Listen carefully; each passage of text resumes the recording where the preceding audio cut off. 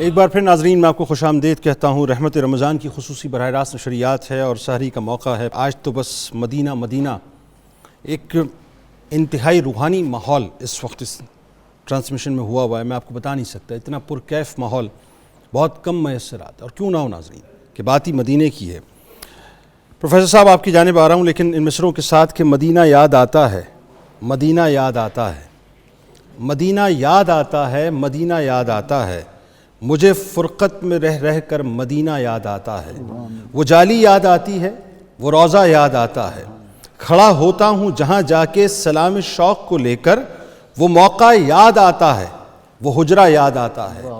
در اقدس پہ حاضر ہوں، نگاہوں میں ہے وہ میری، در اقدس پر حاضر ہوں، نگاہوں میں ہے وہ میری، وہ منظر یاد آتا ہے، وہ نقشہ یاد آتا ہے۔ کبھی عشق نبی میں آنسوؤں سے تربتر ہونا، وہ رونا یاد آتا ہے، وہ لمحہ یاد آتا ہے۔ وہ جنت کی کیاری میں مناجات خدا کرنا، وہ جنت کی کیاری میں مناجات خدا کرنا، وہ رحمت یاد آتی ہے، وہ جذبہ یاد آتا ہے۔ کبھی صفہ میں جا کر کہ خدا کی یاد میں رہنا، کبھی صفہ میں جا کر کے خدا کی یاد میں رہنا، وہ مجلس یاد آتی ہے، وہ گوشہ یاد آتا ہے۔ کبھی صحن حرم میں بیٹھ کر محو حرم ہونا، کبھی صحن حرم میں بیٹھ کر محو حرم ہونا، وہ منبر یاد آتا ہے، وہ قبلہ یاد آتا ہے۔ گزرتی زندگی میری مدینے کی فضاؤں میں، گزرتی زندگی میری مدینے کی فضاؤں میں، وہ وادی یاد آتی ہے، وہ صحرا یاد آتا ہے۔ الہی اب تو پہنچا دے وہیں پہ اپنے فضل کو بھی، الہی اب تو پہنچا دے وہیں پہ اپنے فضل کو بھی، کہ طیبہ یاد آتا ہے، مدینہ یاد آتا ہے، مدینہ یاد آتا ہے، مدینہ یاد آتا ہے۔ پروفیسر صاحب جنید صاحب، مدینہ کیوں نہ یاد آئے کہ بے لقائے یار ان کو چین آ جاتا اگر، بے لقائے یار ان کو چین آ جاتا اگر، بار بار آتے نہ یوں جبریل سدرہ چھوڑ کر۔ اللہ اکبر، اللہ اکبر۔ مر کے جیتے ہیں جو ان کے در پہ جاتے ہیں حسن، مر کے جیتے ہیں جو ان کے در پہ جاتے ہیں حسن، جی کے مرتے ہیں جو آتے ہیں مدینہ چھوڑ کر۔ اللہ اکبر، اللہ۔ یہ کیفیت اہل ایمان کی کیوں نہ ہو۔ امام مالک رحمۃ اللہ تعالی علیہ مسجد نبوی میں تشریف فرما ہیں، اور یہ لکھنے والے ہیں قاضی ایاز مشارق الانوار والے عظیم محدث، جن کی حدیث کی اس کتاب کو علماء کہتے ہیں سونے کے ساتھ تولنے والی ہے۔ وہ فرماتے ہیں کہ امام مالک رحمۃ اللہ علیہ کے سامنے ابو جعفر منصور آیا، اس نے صلاۃ و سلام پڑھا، جب فارغ ہوا تو امام مالک رحمۃ اللہ علیہ کے پاس آ کر کہتا ہے کہ اے امام وقت، مجھے بتائیے اب میں دعا مانگنے کے لیے روضہ رسول کی طرف منہ کروں یا قبلہ کی طرف منہ کروں؟ اللہ اکبر۔ یہ سن کر امام مالک رحمۃ اللہ علیہ فرماتے ہیں کہ ابو جعفر منصور، تیری شفاعت رسول اللہ نے کرنی ہے، ہائے ہائے ہائے ہائے، دعا ادھر منہ کر کے مانگ۔ اللہ۔ اور نبی اکرم رحمت عالم صلی اللہ تعالی علیہ وسلم جب سفر سے واپس آتے تو محدثین لکھتے ہیں کہ جو ہی آپ کی نظر مدینہ منورہ کے در و دیوار پر پڑتی تو آپ اپنی سواری کو خوب تیز کرتے اور اپنا کپڑا اس طرح ہٹا دیتے کہ اس کے غبار آپ کی سانس میں آئے، اور آپ فرماتے کہ اس کی مٹی میں شفا ہے۔ اللہ۔ اور مسلم شریف میں سیدنا ابو ہریرہ رضی اللہ عنہ سے روایت ہے کہ نبی اکرم رحمت عالم صلی اللہ علیہ وسلم کے پاس اہل مدینہ ان کے باغوں میں جب پھل آتا تو وہ پھل توڑ کر سب سے پہلے آقا علیہ الصلوۃ والتسلیم کی خدمت میں لاتے۔ سبحان اللہ، ماشاء اللہ۔ اور نبی رحمت صلی اللہ تعالی علیہ وسلم ان پھلوں کو قبول فرما کر یہ دعا فرماتے، اے اللہ ہمارے پھل میں برکت فرما، ہمارے مد اور سا میں برکت فرما۔ اللہ۔ اے اللہ بے شک تیرے بندے تیرے خلیل ابراہیم نے تجھ سے مکہ کے لیے دعا کی، اور میں تجھ سے مدینے کے لیے اس طرح دعا کرتا ہوں کہ اس سے دگنی برکت عطا فرما۔ اللہ، اس کے مد میں، اس کے سا میں برکت عطا فرما دے، اور دگنی فرما، مکہ کے مقابلے میں دگنی عطا۔ تو نبی اکرم رحمت عالم صلی اللہ تعالی علیہ وسلم فرماتے ہیں کہ مدینہ منورہ میں یہ جو احد پہاڑ ہے اللہ، یہ ہم سے پیار کرتا ہے ہم اس سے پیار کریں۔ اور ہم اس سے پیار کرتے ہیں۔ تو جس سے نبی اکرم صلی اللہ علیہ وسلم کے ساتھ جہاں پتھر پیار کر رہے ہوں، جہاں پہاڑ آپ پر نثار ہو رہے ہوں، جہاں ستون حنانہ آپ کی فراق میں رو رہا ہو، آپ سوچئے ہمارا رونا تو کیا ہے، لکڑی کا تنا جو ہے روتا ہو۔ جی صحابہ فرماتے ہیں کہ اس طرح جیسے بچہ ماں سے جدا ہو کر روتا ہے، یہ کیفیت تھی اس حنانہ ستون کی۔ اس نے حنانہ تو اسی لیے حنان حنین سے ہے، اس کی آواز کی وجہ سے اس کو کہتے ہیں، اور آج بھی وہ جگہ موجود ہے، نشان ہے، وہ سارا ستون موجود ہے۔ تو نبی اکرم رحمت عالم صلی اللہ علیہ وسلم تشریف لے جاتے ہیں، پوچھتے ہیں کیوں یا رسول اللہ میرے ساتھ لگ کر آپ خطبہ دیتے تھے، اب آپ کی جدائی مجھ سے گوارا نہیں ہوتی، اللہ، اور اس ستون کو کیا ثمر ملتا ہے بارگاہ رسالت سے کہ آپ فرماتے ہیں کہ تو ہمارے ساتھ انسان بنا کر جنت میں جائے۔ اللہ اکبر۔ پہلے آپ نے اس سے پوچھا کیا کہ چاہتا اگر ہے؟ تو کہے تو تجھے درخت کے طور پر دروازے پر لگا دیں، قیامت تک تیرا پھل آنے والے یہاں کھاتے رہیں، اور اگر چاہے تو تجھے دفن کر دیں۔ اور اس نے قیامت کے دن نبی رحمت صلی اللہ تعالی علیہ وسلم کے ساتھ جنت میں رہنا گوارا کیا۔ تو نبی اکرم رحمت عالم صلی اللہ علیہ وسلم نے مدینہ منورہ کو جو عظمت عطا فرمائیں، ان کے لیے جو دعائیں فرمائیں، ان کی وجہ سے کون سا ایسا مسلمان ہوگا کہ جس کا دل مدینہ کی جانب ایسا ہی ہے ڈاکٹر صاحب، ہر ایک کا دل تڑپ رہا ہے مدینہ کے لیے، لیکن وہی بات ہے کہ اللہ سے اس دعا کے ساتھ آپ گفتگو آگے بڑھائیں کہ اللہ تعالیٰ جلد از جلد مدینہ کے راستے ہمارے لیے کھول دے، آمین۔ اللہ تعالیٰ اس شفاعت نگر کے راستے ہمارے لیے کھول دے۔ بالکل ٹھیک۔ اور یہ بھی بتائیے ساتھ ساتھ کہ وہ جو بعد حاضریاں ہیں اسلاف کی، وہ کیسی، کتنی خوبصورت، کتنی حسین حاضریاں ہیں۔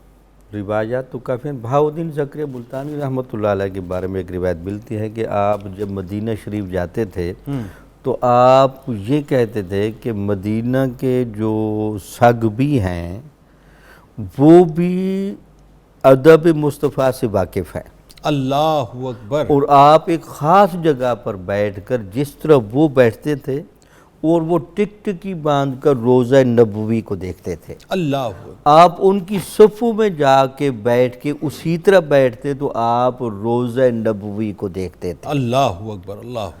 حضور نبی اکرم صلی اللہ علیہ وسلم کے آداب سے دنیا کی ہر چیز واقف ہے۔ اللہ، یہ نادان انسان ہے کہ جس کو خبر نہیں کہ یہ کیا مقام و مرتبے اور یہاں کے تعظیم و آداب کیا ہیں۔ اللہ، اس کی آنکھوں پر پردہ بھی رکھا گیا ہے۔ اب چونکہ اس کو آزمانا مقصود تھا تو اس لیے اس کو آزمایا گیا ہے۔ خواجہ قمر الدین سیالوی صاحب رحمۃ اللہ علیہ کی کیفیت ہے کہ وہ اپنا کفن مبارک بھیجتے ہیں مدینہ شریف اور کہتے ہیں کہ وہاں کی مٹی کے ساتھ اس کو آلودہ کیا جائے، اللہ، اور اس کے بعد اس بلکہ یہ پر کہیں کہ مٹی کے ساتھ اس کو حسین کیا جائے، حسین کیا جائے، ہاں، مٹی کے ساتھ مزین کیا جائے، مزین کیا مزین جائے، کیا جائے۔ ہاں۔ اور اس کے علاوہ وہاں کے جو موجود سگ ہیں ان کے قدموں کے نشانات اس کفن پر لگائے جائیں، اللہ اکبر، اللہ اکبر۔ وہ کفن مجھے پہنایا جائے تو کل وہ کفن ان سگوں کے قدموں کے نشانات کی وجہ سے میری گواہی دے گا اللہ، کہ ہمیں مدینے کے ساتھ کتنا پیار رہا، اللہ اکبر، وہاں کے جانوروں کے ساتھ، اللہ، وہاں کی فضا کے ساتھ، اللہ، وہاں کے ماحول کے ساتھ۔ اللہ اکبر۔ ایک بہت بڑی مشہور شخصیت کہ بلیوں والی سرکار، تو یہ انہوں نے پوری زندگی مدینہ شریف میں گزاری، غالباً راولپنڈی کے علاقے تھے، تو ان کا معمول یہ تھا کہ وہ تمام دسترخوان گھومتے تھے، جو ہڈیاں بچ جاتی تھیں، جو ریزے بچ جاتے تھے، وہ پھر مدینے کی بلیوں میں تقسیم کرتے تھے۔ اللہ، اللہ، وہ کہتے تھے کہ اس کے اندر ایک عجیب رنگ ہے، ایک اللہ، عجیب سنگ ہے۔ اور چونکہ مدینے کے اندر ایک بلی تھی، کو کسی نے کوشش کی کہ اس بلی کو وہاں سے لے جائے، تو بلی بار بار چیخے چلائے، پھر اس بندے کو سرکار دو عالم صلی اللہ علیہ وسلم خواب میں ملے، بھئی یہ مدینے کی بلی ہے، اس کو یہاں سے نہ لے جائیں، آہا، اس نے یہاں کا روحانی ماحول دیکھا ہے، اللہ اکبر، اس کو یہاں سے لے جانے کی کوشش اللہ نہ کریں۔ اکبر۔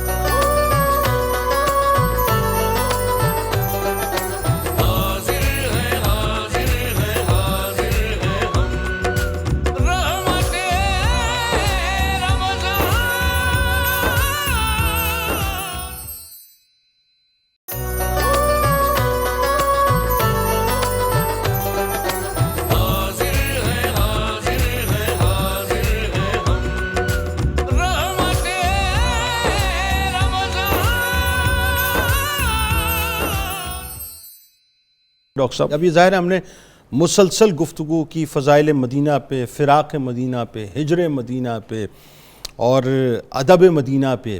اب ایک بات جو آج فی زمانہ مجھے محسوس ہوتی ہے، میں بارہا اس پہ کلام کرتا ہوں اور کروانا بھی چاہتا ہوں، اور میں چاہتا ہوں کہ لوگوں کی اس حوالے سے تربیت ہو. جب دیکھیں بڑے نصیبوں سے اس بارگاہ کی حاضری ملتی ہے، بڑے نصیبوں سے، لیکن جب آپ چلے گئے تو اس وقت مجھے سمجھ نہیں آتا کہ لوگ اپنے وجود کو کھونے کی بجائے، یعنی مدینے کی فضاؤں میں گم کرنے کی بجائے اپنے وجود کو موبائل سے مس کر کے کیوں رکھتے ہیں.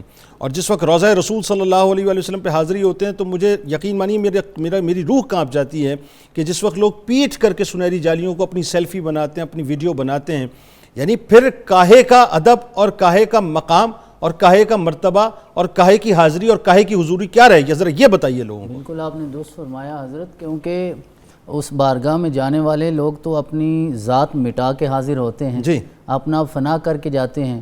اور اگر آپ اپنی نمائش کریں گے دکھانا کسے ہے؟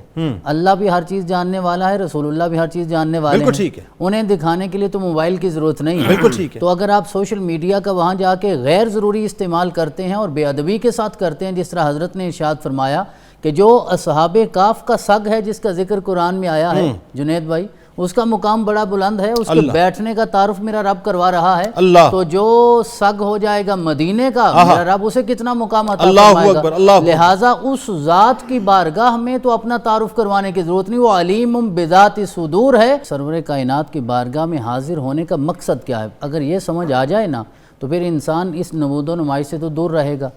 مقصد یہ ہے، ایک صحابی حاضر ہوئے اور حاضر اس کیفیت میں ہوئے کہ میرے آقا کے قدموں میں بیٹھ کے عرض کرنے لگے، بے ابی انت و امی یا رسول اللہ، اے اللہ کے رسول آپ کے قدموں پہ میرے ماں باپ قربان ہو جائیں. یہ جملہ رسول اکرم کی ظاہری حیات میں بھی اور آج تک، ہاں یہ جملہ بھی میں عرض کر دوں، یہ ہمیں سمجھنا چاہیے. آج کی ساری مجلس کا حاصل یہ ہے کہ سارے انبیاء کرام اپنی قبور میں اسی طرح زندہ ہیں جس طرح ظاہری حیات میں ہیں. اور جب آپ سرور کائنات کی بارگاہ میں حاضر ہوتے ہیں، ذرا تصور اتنا تصور کر لیجئے کہ آپ اس کیفیت میں حاضر ہو رہے ہیں کہ آقا اس طرح تشریف فرما ہے جس طرح دربار لگتا تھا، حضرت ابوبکر، عمر، عثمان، علی ہوتے تھے. اس کیفیت کو سمجھ کے جب جائیں گے تو پھر موبائل جیب سے باہر نہیں نکلے گا، پھر تصاویر نہیں بنے گی، پھر انسان اس طرف پشت نہیں کرے گا، پھر انسان سیلفی نہیں بنائے، بھی وجود سے باہر شاید نکلے. وہ کیفیت سامنے آ جائے گی نا کہ سرور کائنات علیہ تحیت و ثنا کے وضو کا پانی بھی صحابہ اپنے ہاتھوں پہ اٹھاتے ہیں، آپ کا لعاب دہن بھی اپنے ہاتھوں پہ اٹھاتے ہیں، اور آپ کے ایک ایک منہ مبارک کی اتنی حفاظت کرتے ہیں کہ انسان اس کا تصور نہیں کر سکتا. سارے انبیاء کرام زندہ ہیں اور خصوصی طور پہ سرور کائنات کے صدقے سارے زندہ ہیں. تو حضرت یونس علیہ السلام کا وہ قصہ جو قرآن میں بیان ہوا کہ 40 روز تک مچھلی کے پیٹ میں وہ زندہ رہے، تو ہمیں یہ سمجھنا چاہیے جو رب اپنی طاقت سے مچھلی کے پیٹ میں حضرت یونس کو زندہ رکھ سکتا ہے، وہ 1400 سال سے میرے اور آپ کے آقا جناب محمد رسول اللہ صلی اللہ علیہ وسلم کو بھی زندگی عطا فرما سکتا ہے. اس کیفیت میں انسان حاضر ہوتا ہے. تو صحابہ زندگی میں بھی کہتے ہیں آقا آپ کے قدموں پہ ماں باپ قربان ہو جائیں، بعد میں جب روضہ رسول پہ حاضر ہوتے پھر کہتے ہیں آپ کے قدموں پہ ماں باپ قربان ہو جائیں، اور پھر آگے کہتے ہیں مسقلن بالذنوب والخطایا.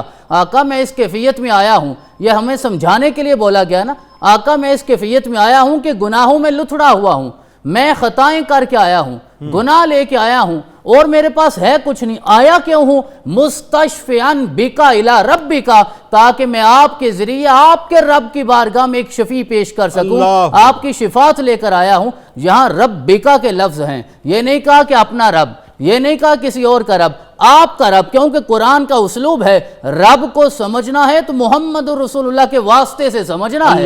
لہذا اس بارگاہ میں جب حاضر ہونا ہے پھر عرض کرنے لگے میں اس لیے آیا ہوں، قرآن نے مجھے سمجھایا ہے وَلَوْ أَنَّهُمْ إِذْ ظَلَمُوا أَنفُسَهُمْ جَاءُوكَ فَاسْتَغْفَرُوا اللَّهَ وَاسْتَغْفَرَ لَهُمُ الرَّسُولُ لَوَجَدُوا اللَّهَ تَوَّابًا رَحِيمًا. تو یہ مقصد ہے جنید بھائی اس بارگاہ میں حاضر ہونے کا، دنیا کو دکھانا نہیں. جب اس کیفیت میں جاؤ گے نا پھر جو انہوں نے شعر پڑھا، وہ میری اس گفتگو کا آخری نتیجہ جو وہ عرض کرنے لگے جب یہ ساری کیفیت ہوئی، کہتے ہیں کہ یہ زمین جس پہ آپ تشریف فرما ہے، نفسی الفداء لقبر انت ساکنہ، جس میں آپ تشریف فرما ہے نا، یہ زمین کے ٹکڑے پہ میں قربان ہو جاؤں. فیہ العفاف وفیہ الجود وفیہ الکرم، دنیا کی ہر نعمت تو اللہ نے اسی ٹکڑے میں رکھی. سبحان اللہ جی. آپ تینوں اب آپ کا بہت شکریہ، آپ تشریف لائے. اللہ تعالیٰ اس گفتگو کو، بس اس ذکر کو اپنی بارگاہ میں قبول فرمائے.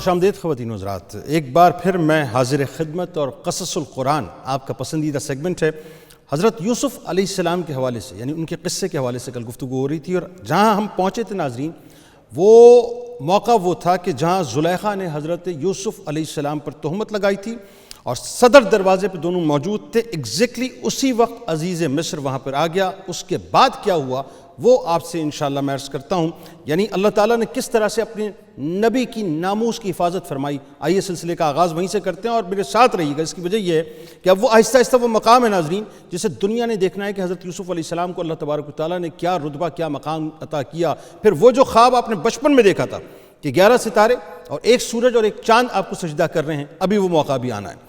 بہرحال ناظرین ہوا یہ کہ جس وقت عزیز مصر آ گیا اور ظاہر زلیخا جو تہمت لگا چکی تھی، اب معاملہ بالکل ایک عجیب و غریب سچویشن اختیار کر چکا تھا. حضرت یوسف علیہ السلام نے فرمایا کہ اے عزیز مصر، یہ بالکل ہی غلط بیانی کر رہی ہے. اس نے خود مجھے اپنی طرف مائل کرنے کی کوشش کی اور میں اس سے بچنے کے لیے بھاگا تو اس نے میرا پیچھا کیا. عزیز مصر ناظرین دونوں کا بیان سننے کے بعد انتہائی حیران ہو گیا اور بولا کہ اے یوسف، میں کس طرح تمہیں سچا جان لوں؟ تو آپ نے فرمایا کہ گھر میں 4 مہینے کا ایک بچہ جھولے میں لیٹا ہوا ہے جو زلیخا کے ماموں کا بیٹا ہے، اس سے دریافت کر لیں کہ واقعہ کیا ہے. عزیز مصر نے کہا کہ بھلا 4 ماہ کا بچہ کیا جانے اور وہ کیسے بولے گا؟ تو حضرت یوسف علیہ السلام نے فرمایا کہ اللہ تعالیٰ اس کو ضرور میری بے گناہی کی شہادت دینے کے لیے قدرت عطا فرمائے گا. ناموس نبی کی بات ہے ناظرین، ذہن میں رہے، کیونکہ میں بے قصور ہوں. چنانچہ عزیز مصر نے جب اس بچے سے پوچھا تو اس بچے نے با آواز بلند فصیح زبان میں کہا، جس کو قرآن نے یوں بیان کیا کہ اگر ان کا کرتا آگے سے پھٹا ہے تو عورت سچی ہے اور انہوں نے غلط کہا ہے، اور اگر ان کا کرتا پیچھے سے پھٹا ہے تو عورت جھوٹی ہے اور وہ سچے ہیں. بچے کی زبان سے عزیز مصر نے یہ شہادت سن کر جو دیکھا تو ان کا کرتا پیچھے سے پھٹا ہوا تھا. تو اس وقت عزیز مصر نے حضرت یوسف علیہ السلام کی بے گناہی کا اعلان کرتے ہوئے کہا کہ بے شک یہ تم عورتوں کا فریب ہے، بے شک تمہارا فریب بڑا ہے. اے یوسف تم اس کا خیال نہ کرو، اور کہا کہ اے عورت تو اپنے گناہوں کی معافی مانگ، بے شک تو خطا کاروں میں سے ہے.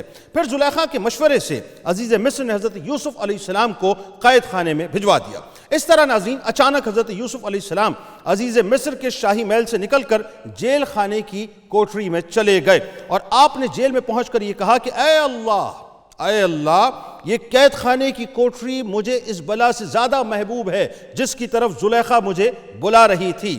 پھر آپ 7 برس یا 12 برس جیل میں رہے اور قیدیوں کو توحید اور اعمال صالحہ کی دعوت دیتے اور واعظ فرماتے رہے. یہ عجیب اتفاق ہے ناظرین کہ جس دن آپ قید خانے میں داخل ہوئے اسی دن آپ کے ساتھ بادشاہ مصر کے 2 خادم، ایک شراب پلانے والا اور دوسرا باورچی خانہ، یعنی دونوں جو ہے جیل خانے میں داخل ہوئے، اور دونوں نے اپنا ایک خواب حضرت یوسف علیہ السلام سے بیان کیا اور آپ نے دونوں کے خوابوں کی تعبیر فرما دی جو 100% صحیح ثابت ہوئی. اس لیے آپ کا لقب معبر یعنی تعبیر دینے والا مشہور ہو گیا. اسی دوران مصر کے بادشاہ اعظم ریان بن ولید نے یہ خواب دیکھا کہ 7 فربا گائے کو 7 دبلی پتلی گائے کھا رہی ہیں اور 7 ہری بالیاں ہیں، 7 سوکھی بالیاں ہیں. بادشاہ اعظم نے اپنے درباریوں سے اس جواب کا چاہا، یعنی اس کی تعبیر دریافت کی، تو لوگوں نے اس خواب کو خواب پریشان کہہ کر اس کی کوئی تعبیر نہیں بتائی. اتنے میں بادشاہ کا ساقی جو قید خانے سے رہا ہو کر آ گیا تھا، اس نے کہا کہ مجھے اس خواب کی تعبیر معلوم کرنے کے لیے جیل میں جانے کی اجازت دی جائے. اب ذہن میں رہے ناظرین اللہ تعالیٰ اب وہ ساری اسٹیج آہستہ آہستہ واضح کر رہا ہے کہ یوسف علیہ السلام کو اس مقام تک پہنچنا ہے، اور دیکھیں کس انداز سے قدرت بنت کر رہی ہے، یعنی سامان، انتظام، انصرام، اسباب کیسے پیدا ہو رہے ہیں. بڑی توجہ سے آپ اس واقعے کو سنیے گا. بہرحال وہ یہ ناظرین کو اس نے اجازت دے دی. چنانچہ وہ شخص اجازت ملنے پر قید خانے میں حضرت یوسف علیہ السلام کے پاس گیا اور بادشاہ کا خواب بیان کر کے تعبیر دریافت کی کہ 7 دبلی گائیں 7 موٹی گایوں کو کھا رہی ہیں اور 7 ہری بالیاں ہیں اور 7 سوکھی بالیاں ہیں. حضرت یوسف علیہ السلام نے فرمایا کہ 7 برس تک مسلسل کھیتی کرو. کتنے؟ 7 برس تک، اور ان کے اناجوں کو بالیوں میں محفوظ کر لو. پھر 7 برس تک خشک سالی رہے گی، قحط کے ان 7 برسوں کی آمد سے قبل اناج اور غلہ وغیرہ ذخیرہ کر لیا جائے. قاصد ناظرین یہ ساری باتیں سننے کے بعد، چونکہ تعبیر تو آپ نے بتلا دی تھی، یہ تمام باتیں اس نے لی، اس کو یاد کیا اور لوٹا بادشاہ کے پاس، اور بادشاہ کو آ کے وہ ساری تعبیر جو تھی اس نے بیان کر دی۔ اچھا جی، اس کے بعد یہ ہوا ناظرین کہ بادشاہ نے حکم دیا کہ حضرت یوسف علیہ السلام کو جیل خانے سے نکال کر میرے دربار میں لاؤ۔ اب موقع بن چکا ہے ناظرین، اب جیل سے وہ نکلنے والے ہیں، یعنی آرڈر ہو چکا ہے، جیل سے آپ کو نکالا جانا ہے۔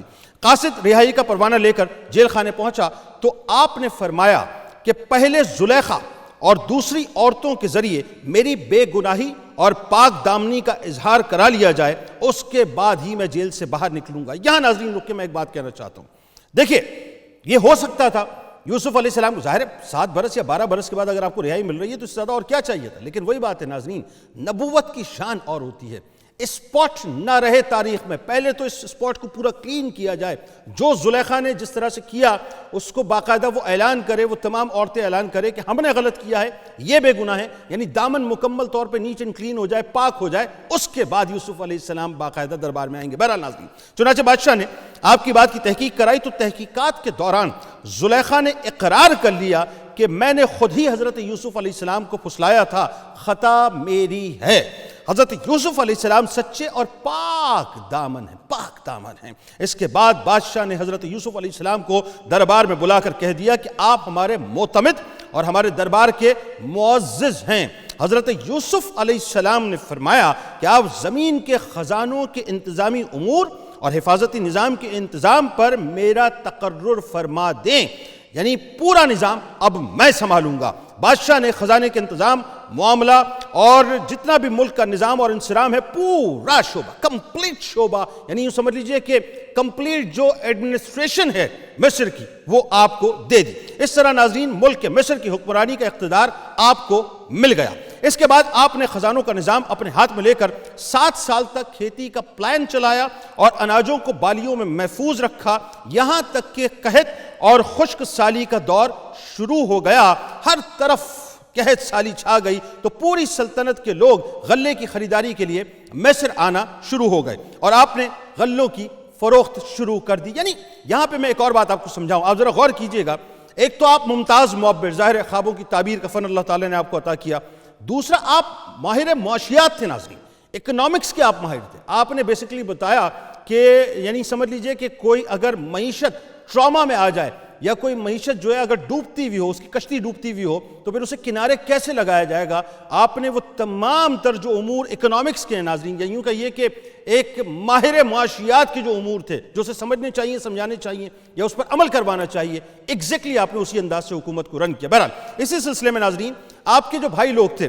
وہ بھی کنعان سے مصر آ گئے۔ اب یہ دوسرا فیز شروع ہو رہا ہے، یعنی ایک تو وہ مقام اور مرتبہ جو آپ کو ملنا تھا اب آپ اس طرف چل پڑے ہیں، اب ہونا یہ ہے کہ ظاہر ہے وہ جو باپ کی جدائی ہے وہ بھی تو ختم ہونی ہے نا ناظرین، وہ جو ہجر ہے، فراق ہے، وہ وصل میں تو تبدیل ہونا ہے نا، تو باپ نے تو تشریف لانا ہے، یعقوب علیہ السلام نے، ذہن میں رہے آپ کے۔ اچھا جی، اب سلسلہ یہ ہوا کہ حضرت یوسف علیہ السلام نے تو ان لوگوں کو دیکھتے ہی پہلی ہی نظر میں پہچان لیا، مگر آپ کے بھائیوں نے آپ کو بالکل بھی نہیں پہچانا۔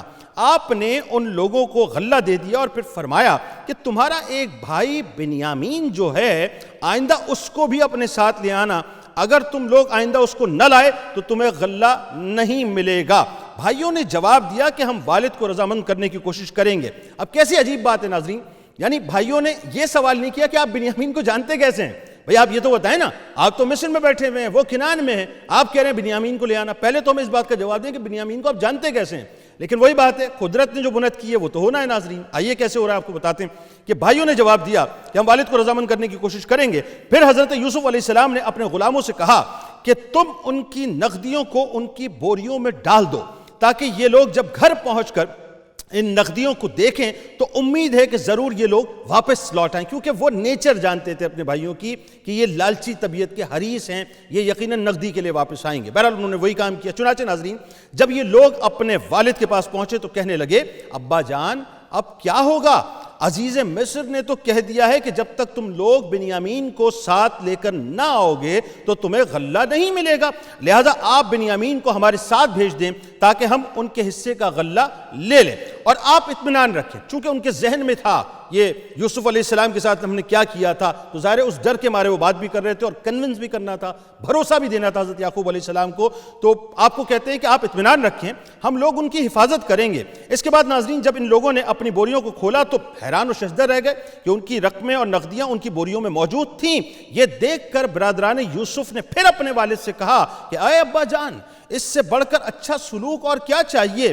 دیکھ لیجئے، عزیز مصر نے ہم کو پورا غلہ بھی دیا اور ہماری نقدیوں کو بھی واپس لوٹا دیا، لہٰذا آپ بلا خوف و خطر ہمارے بھائی بنیامین کو ہمارے ساتھ بھیج دیجئے۔ حضرت یعقوب علیہ السلام نے فرمایا کہ میں ایک مرتبہ یوسف کے معاملے میں تم لوگوں پر بھروسہ کر چکا ہوں، تو تم لوگوں نے کیا کر ڈالا، تو اب دوبارہ تم لوگوں پر میں کیسے بھروسہ کر لوں؟ میں اس طرح بنیامین کو ہرگز تم لوگوں کے ساتھ نہیں بھیجوں گا، لیکن ہاں اگر تم لوگ حلف اٹھا کر میرے سامنے عہد کرو تو البتہ میں اس کو بھیج سکتا ہوں۔ وہی بات ناظرین، قدرت کی بنت کہ انسٹنٹ منع نہیں کیا، ایک اس کے اندر نرم لہجہ اس لیے تھا کہ ظاہر ہے قدرت جو چاہتی ہے اب وہ ہونا تو ہے، اور یعقوب علیہ السلام تو سب دیکھ رہے ہیں صاحب۔ یہ سن کر سب بھائیوں نے حلف دے کر عہد کیا اور آپ نے ان لوگوں کے ساتھ بنیامین کو بھیج دیا۔ اچھا جی، اب اس کے بعد کیا ہوا ناظرین؟ اس کے بعد یہ ہوا کہ جب یہ لوگ عزیز مصر کے دربار میں پہنچے، بڑا کمال واقعہ ہے، بہت توجہ سے آپ سنتے رہیے اس بات کو۔ جب یہ لوگ عزیز مصر کے دربار میں پہنچے تو حضرت یوسف علیہ السلام نے اپنے بھائی کو اپنی مسند پر بٹھا لیا، یعنی اب ظاہر ہے وہ جو محبت ہے، وہ جو ایک کنیکٹیوٹی ہے بنیامین کے ساتھ، اب وہ افشاں تو ہونی ہے نا، وہ ظاہر تو ہونی ہے، تو وہ جو بھائی کی محبت ہے وہ فوراً امٹ کے باہر آئی۔ یوسف علیہ السلام نے سب سے پہلے اپنے ساتھ بنیامین کو بٹھایا اپنی مسند پر، اور چپکے سے ان کے کان میں سرگوشی کی اور کہہ دیا کہ میں تمہارا بھائی یوسف ہوں، یعنی ان کو ریکگنائز کرایا میں کوئی غیر نہیں ہوں، ہاں میں ٹھیک ہے اس پوسٹ پہ ہوں، اس پوزیشن پہ ہوں، عزیز مصر ہوں، لیکن اصل میں تمہارا بھائی یوسف ہوں، لہذا تم کوئی فکر نہ کرنا اور غم نہ کرنا۔ اور پھر آپ نے سب کو اناج دیا اور سب نے اپنی اپنی بوریوں کو سنبھال لیا۔ جب سب ناظرین چلنے لگے تو آپ نے بنیامین کو اپنے پاس روک لیا۔ اب برادران یوسف سخت پریشان ہوئے، اپنے والد کے روبرو یہ عہد کر کے آئے تھے کہ ہم اپنی جان پر بھی کھیل کر بنیامین کی حفاظت کریں گے، اور یہاں بنیامین ان کے ہاتھ سے چھین لیے گئے۔ اب گھر جا کر کیوں کر اور کیسے اور کیا جواب دیں گے اور کس طرح سے معاملے کو نمٹائیں گے؟ یہ معاملہ دیکھ کر سب سے بڑا بھائی یہودا کہنے لگا کہ اے میرے بھائی سنو، سوچو کہ تم لوگ والد صاحب کو کیا کیا عہد و پیمان دے کر آئے ہو، اور اس سے پہلے تم لوگ اپنے بھائی یوسف کے ساتھ کتنی بڑی تقصیر کر چکے ہو، لہٰذا میں تو جب تک والد صاحب کا حکم نہ لے لوں، یعنی وہ حکم نہ دے دیں، اس زمین سے نہیں ہٹ سکتا۔ ہاں تم لوگ گھر جاؤ اور والد صاحب سے سارا ماجرا عرض کر دو۔ چنانچہ ناظرین یہودا کے سوا دوسرے سب بھائی گھر لوٹ آئے اور اپنے والد صاحب سے سارا حال بیان کیا، تو حضرت یعقوب علیہ السلام نے فرمایا کہ یوسف کی طرح بنیامین کے معاملے میں بھی تم لوگ ہیلے بازی سے کام کر رہے ہو تو خیر، میں صبر کرتا ہوں اور صبر بہت اچھی چیز ہے۔ یہاں ناظرین ایک جملہ اور میں آپ کو بتاؤں، آپ پورا واقعہ اٹھا کے دیکھیں گے، پورا واقعہ جسے آسن القصص کہا ہے قرآن نے، یعقوب علیہ السلام نے یوسف علیہ السلام کے چھن جانے کے بعد بھی، یا ان کے جو بچوں نے کیا اور جتنا جھوٹ بولا جو آشکار تھا، آپ نے صبر کا دامن نہیں چھوڑا، آپ نے فرمایا میں صبر کرتا ہوں، بنیامین کے معاملے میں میں صبر کرتا ہوں۔ کیسی شان ہے ناظرین، یہ اصل میں ہمیں سمجھانے کے لیے کہ بڑی سے بڑی مصیبت اگر آ جائے تو زبان پر صرف اور صرف صبر ہونا چاہیے، شکوہ نہیں، اس لیے کہ ان اللہ مع الصابرین، بے شک اللہ صبر کرنے والوں کے ساتھ ہے۔ اور دیکھیے ناظرین ہوتا کیا ہے، پھر آپ نے منہ پھیر کر رونا شروع کر دیا اور کہا کہ ہائے افسوس، اور حضرت یوسف علیہ السلام کو یاد کر کر آپ اتنا روئے کہ شدت غم سے آپ مکمل طور پر نڈھال ہو گئے اور روتے روتے آنکھیں سفید ہو گئیں۔ آپ کی زبان سے یوسف کا نام سن کر حضرت یعقوب علیہ السلام سے ان کے بیٹوں اور پوتوں نے کہا کہ اے ابا جان، آپ ہمیشہ یوسف کو یاد کرتے رہتے ہیں یہاں تک کہ آپ کے لب گور ہو جائیں اور آپ جان سے گزر جائیں۔ اپنے بیٹوں اور پوتوں کی بات سن کر آپ نے فرمایا کہ میں اپنے غم و پریشانی کی فریاد اللہ ہی سے کرتا ہوں، اور میں جو کچھ جانتا ہوں وہ تم لوگوں کو معلوم نہیں ہے۔ اے میرے بیٹوں، تم لوگ جاؤ اور یوسف سے اس کے بھائی بنیامین کو تلاش کرو اور خدا کی رحمت سے مایوس مت ہو جاؤ، کیونکہ خدا کی رحمت سے مایوس ہو جانا کافروں کا کام ہے۔ چنانچہ ناظرین برادران یوسف پھر مصر کی طرف روانہ ہوئے۔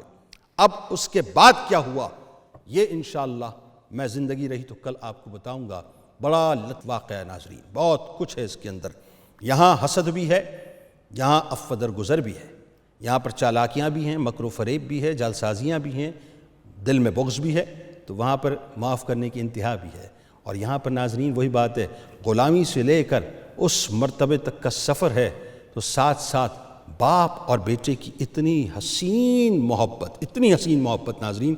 کل کا پروگرام مس مت کیجیے گا، زندگی رہی تو انشاءاللہ میں خدمت میں حاضر ہوں گا، کیونکہ کل جس انداز سے ایک بیٹے نے اپنے باپ کا استقبال مصر میں کیا ہے ناظرین، تاریخ نہ اس سے پہلے بتا سکی نہ اس کے بعد بتا پائے گی. اور جس انداز سے باپ نے بیٹے کا احترام کیا ہے، اکرام کیا ہے، کوئی مثال ہی نہیں ملتی ناظرین. انشاءاللہ کل آپ سے ملاقات ہوگی. اس دعا، اس امید، اس یقین کے ساتھ اجازت دیں. اللہ تعالیٰ آپ کا، ہمارا، ہم سب کا حامی ناصر. اللہ حافظ.